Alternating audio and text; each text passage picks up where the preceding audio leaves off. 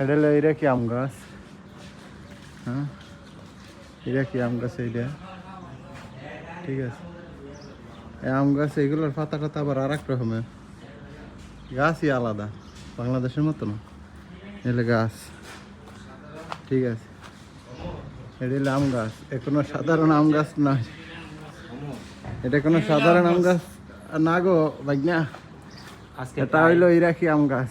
2 বছর, প্রায় 2 বছর 3 মাস পরে গাছের থেকে আম পাড়তেছি। খাওয়া আবার ইরাক শহরে। না ওটা সিরিজ না, সয়ে যাবে, কষ যাবে সয়। দেখছেন এইটা খাইয়ে লাইছে, এইটার স্যার এইটা সবাই দেখছে মনে দেখে। ঠিক আছে, আমদার চালানো প্রচুর আমদার, খাওয়া যাবে, সমস্যা নাই। ইরাকে যারা আছেন ভাই বেড়াদার সবাই দাওয়া, ঠিক আছে। আম গাছ আমি প্রচুর পরিমাণে, এই যে। কিন্তু রহস্য হইলো এই আম গাছগুলো বাংলাদেশের মতো না।